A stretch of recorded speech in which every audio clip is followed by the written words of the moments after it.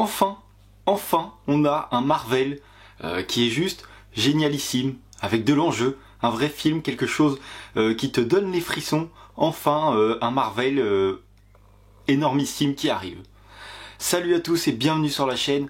On se retrouve aujourd'hui pour une nouvelle vidéo où on va je vais réagir au film qui est sorti en salle le 9 novembre 2022, qui est Black Panther Forever.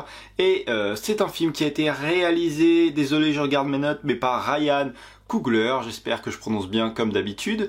Et donc voilà, c'est un film qui sortait, c'est un film où j'attendais beaucoup de choses, notamment de voir ce qu'ils allaient faire de la mort de l'acteur principal, qui était interprété par Chadwick Boseman. Pareil, j'espère que j'ai pas massacré son nom.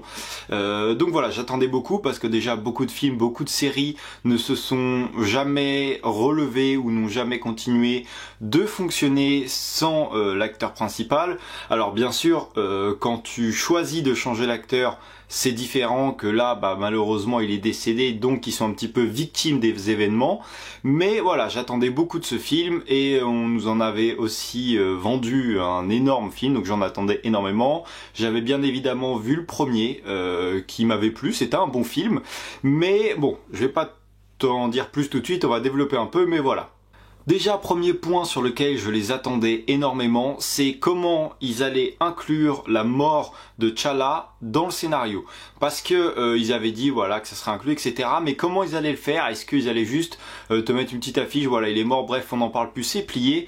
Et moi c'est ce qui s'est passé d'ailleurs, c'est ce que j'attendais vraiment, c'est qu'on te l'inclut au scénario, tout le film va vraiment tourner autour de ça, même si bien sûr il y a d'autres événements, mais voilà, dès le début ça commence tout de suite avec la cérémonie du roi, et donc voilà, et tout le film va tourner vraiment autour de ça. Donc ça c'est déjà juste un point vraiment génial, en tout cas à mon sens, qu'on n'ait pas bâclé ça, qu'on n'ait pas ignoré ça, qu'on n'ait pas remplacé l'acteur, mais voilà, tout est vraiment inclus dedans. On a pris en compte ce qui s'était passé, c'est malheureux, c'est triste, c'est comme ça, de toute façon on ne peut rien y faire, mais ça a été mis dans le scénario. Et en même temps, ce que j'attendais aussi également, c'est qu'on rende hommage à cet acteur-là. Et c'est ce que Black Panther Wakanda Forever a réussi à faire, en tout cas à mon sens. On lui a vraiment rendu un bel hommage, que ça soit au début justement pour la cérémonie de son enterrement. Pendant qu'ils font la cérémonie dans le village, tu vois, il y a un dessin de fait avec le visage de l'acteur. Donc ça, tu vois, c'est un petit clin d'œil qui est vraiment super sympa. Juste après l'enterrement, tu as le gros logo Marvel qui arrive, etc. pour t'annoncer le début du film. Et d'habitude, tu as les images des différentes aventures de tous les super-héros. Et là, c'était vraiment focus sur T'Challa. Donc ça, c'est pareil, c'est un petit clin d'œil super sympa de Marvel. Et tout à la fin du film, on va encore y avoir le droit à un petit clin d'œil où t'as Shuri qui est au bord d'un feu et qui est en train de repenser à son frère, au moment de la vie qu'ils ont passé. Donc ils sont servis en faisant des petits flashbacks du premier film. Et donc tout ça, si tu regardes, c'est des trucs qui sont hyper simples, qui n'ont pas forcément coûté grand chose à faire ou dû modifier le scénario. Mais voilà, c'est super simple, c'est super sympa et ça rend crédible tout de suite tout le film, et puis c'est vraiment un super bel hommage. Dans ce nouvel opus, on va pouvoir y retrouver du coup le Wakanda affaibli. Juste avant, ils avaient décidé de s'ouvrir au monde, mais étaient protégés par Black Panther. Maintenant qu'il est mort, tout le monde veut s'approprier du vibranium, tous les États autour. Donc là, ils étaient représentés au Conseil, on avait les États-Unis et la France qui, comme d'habitude, la lutte de pouvoir, tout le monde veut avoir la plus grosse arme, etc. pour mettre à genoux tout le monde. Et donc voilà, le Wakanda leur fait bien comprendre qu'ils ne se le laisseront pas faire. Et donc tout le film va un petit peu se développer là-dessus. On va avoir un nouveau méchant. Alors j'étais en train de rechercher dans mes notes, mais je me souviens absolument plus comment il s'appelle, ce mec qui vole avec des ailes aux chevilles.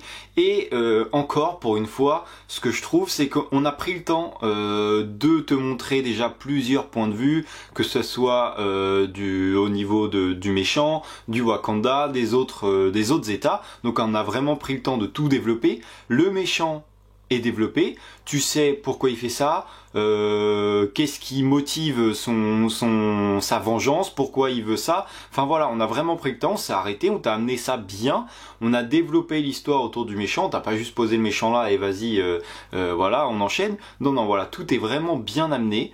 Le méchant est vraiment puissant, voilà, faut dire ce qui est. Je trouve qu'il en impose, qu'il est vraiment puissant. Bon alors même s'il se bat avec son petit maillot de bain, il a deux petites chevillères avec des ailes, ça voilà. Bon, au niveau du costume après, ils vivent dans la mer, donc je pense pas qu'ils auraient non plus pu faire mieux. Moi c'est juste que ça m'a fait rire quand tu le vois, t'as vraiment l'impression, en tout cas moi j'ai trouvé qu'il était en maillot de bain.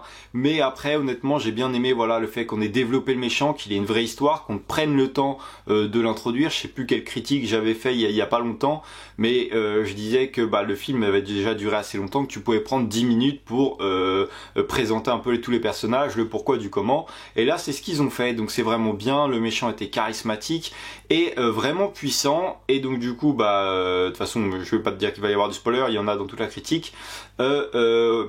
Pour battre le méchant, on l'a pas affaibli, enfin il a été affaibli, mais tout ça est encore une fois bien amené. Ils ont pensé un système, ils ont trouvé que ça c'était un point faible, etc. Tout est bien amené, c'est pas juste le méchant qui va baisser de niveau d'un seul coup pour que le héros puisse le battre. Encore une fois, tout a bien été amené et tout est logique. Pour l'instant, j'ai pas vraiment vu d'incohérence, donc voilà, tout reste vraiment bien comme depuis le début. J'ai beaucoup aimé aussi, c'est que ça faisait un bout de temps qu'on n'avait pas été au Wakanda, et on a vraiment développé. Ils ont des nouvelles armes, ils ont des nouveaux vaisseaux, etc., des nouveaux équipements. Shuri a travaillé d'arrache-pied pour sortir plein de trucs. Et voilà, j'ai bien aimé qu'on ne reprenne pas juste les trucs du premier film en mettant un ou deux gadgets en plus. Non voilà, il y a vraiment plein d'innovations. J'ai bien aimé notamment la scène où ils ouvrent le portail du Wakanda et tu vois deux mecs qui sont en train de taper sur l'eau et de faire un rite pour ouvrir. Je trouve que tout ça, ça change et c'est bien, on apporte de la nouveauté, on voit qui sont pas restés sur leurs acquis, et ça c'est vraiment cool. On a également deux belles images, que ce soit du Wakanda ou de la cité sous l'eau. Ça arrive à nous faire quand même de beaux plans, de beaux univers. Ah oui, ça aussi, j'y ai pensé pendant le film tout de suite quand la première attaque, je vais les appeler les méchants parce que je ne retrouve plus leur nom, les méchants vont attaquer le bateau humain, tu vois des mecs bleus sortir de l'eau, et là je me suis dit, ils ont copié Avatar. Alors, d'un sens, ouais, t'as des petits bonhommes bleus, mais c'est quand même assez développé à leur sauce, donc c'est pas mal. Après, tu peux te dire qu'ils sont bleus pour la mer, etc. Donc voilà, il y a juste, je sais pas si c'est une touche, si on veut rendre un hommage ou quoi que ce soit. Après voilà, c'est assez similaire quand tu les vois de loin, mais après ils y ressemblent pas non plus tellement. Ils font la taille d'un humain tout simple, alors que dans Avatar ils sont beaucoup plus grands qu'un humain. Mais voilà, je sais pas si c'est un petit clin d'œil ou quoi. Aussi, donc comme je t'ai dit, il y avait des bonnes images et il y avait également de bonnes cascades. J'ai vraiment bien aimé. Il y a il y a une course poursuite avec des voitures, les scènes de bataille ou quoi que ce soit. Tout est bien filmé, je trouve. T'es toujours, donc toi avec ton œil de spectateur au niveau de la caméra, t'es toujours au bon endroit, au bon moment pour que ça te paraisse, pardon, gigantesque ou quoi.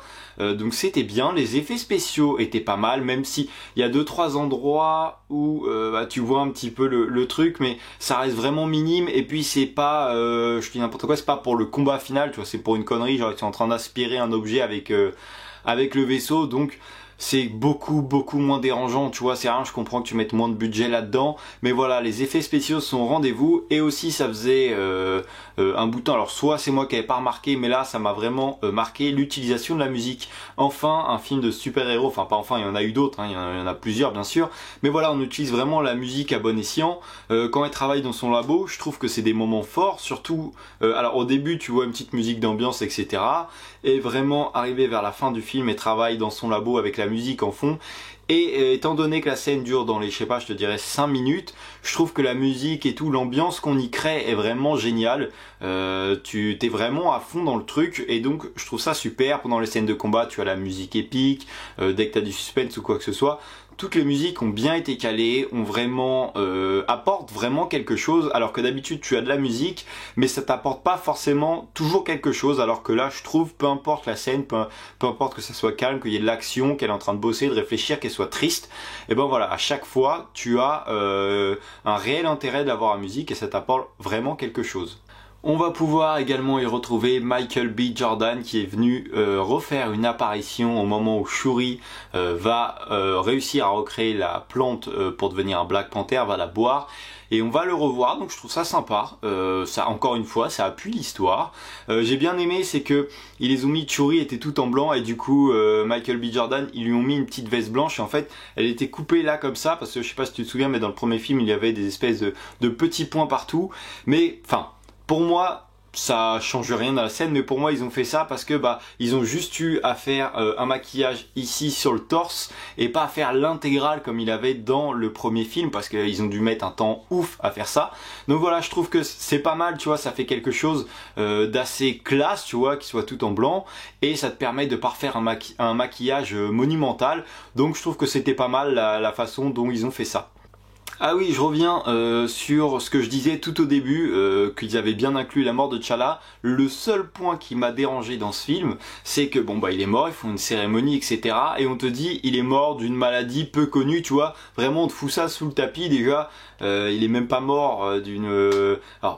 maladie peu connue, mais ils auraient pu développer un petit peu, tu vois, rendre le truc dramatique, une vraie maladie ou quoi que ce soit. Le mec, c'était un guerrier, c'était le défenseur du Wakanda. Et tout le reste était bien amené et ça on te dit juste ouais il a eu une grippe, il est mort, on n'en parle plus. Donc juste ça j'ai trouvé ça un tout petit peu dommage. Ça te coûtait 2 lignes au scénario et rien de plus, de un tout petit peu plus développer ça, tu vois, rien de pas besoin d'aller t'expliquer des je sais pas combien de trucs, mais juste voilà, trouver quelque chose d'un peu mieux que de dire ouais il est mort d'une maladie inconnue et voilà, ça j'ai juste trouvé ça un tout petit peu dommage, mais je pense que c'est une des seules choses que tu peux reprocher à ce film.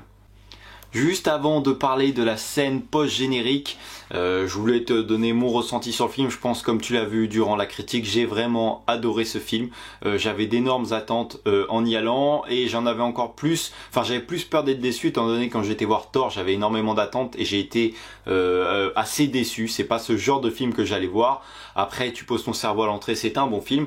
Mais voilà, là pour moi, c'est un des meilleurs Marvel qui est sorti depuis la fin d'un ère, depuis Endgame. C'est un des meilleurs films qui sont sortis, même si Shang-Chi, les Eternals, c'était pas mal. Mais voilà, là c'est vraiment un grand film. En tout cas à mon sens, hein, c'est bien sûr c'est mon avis. J'ai eu des frissons en le regardant, j'ai vraiment kiffé que ça soit du début à la fin. Le film dure 2h40 et je t'avoue que je me suis pas ennuyé, surtout que j'en avais ras-le-bol. Mon cinéma était une aire d'autoroute, tout le monde sortait, rentrait, vraiment il n'y a jamais eu un moment où c'était calme, mais malgré ça, tu vois, pour te dire dans les conditions où j'ai regardé le film, malgré ça m'a pas sorti du film, malgré ça j'ai pas vu le temps passer et malgré ça le film était juste génialissime. Donc si tu ne l'as pas vu, je t'invite vraiment à le voir. Et juste on va parler de la scène post-générique.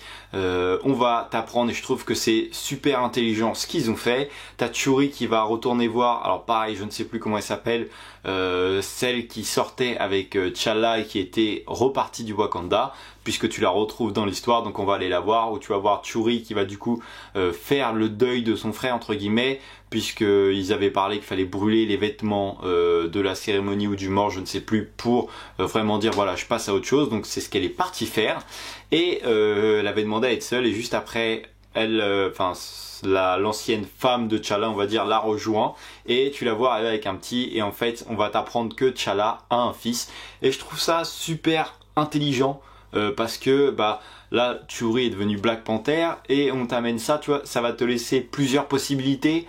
C'est pareil, ça te coûtait rien, tu pouvais en faire ce que tu voulais. Enfin bref, moi j'ai trouvé ça très intelligent d'amener ça, ça va pouvoir te laisser beaucoup d'opportunités pour la suite. Et donc j'espère qu'ils vont bien traiter la suite vu le film qu'on vient d'avoir. Bon, comme tu l'as vu, j'ai adoré ce film. Si toi aussi c'est le cas ou non d'ailleurs, si tu as un avis différent, ça m'intéresse de le voir en commentaire. J'adore voir les différents points de vue que les différentes personnes peuvent avoir. Donc n'hésite pas à le mettre en commentaire. N'hésite pas à t'abonner à la chaîne aussi et à mettre un petit like. Moi je te dis à la prochaine pour une nouvelle vidéo. Salut!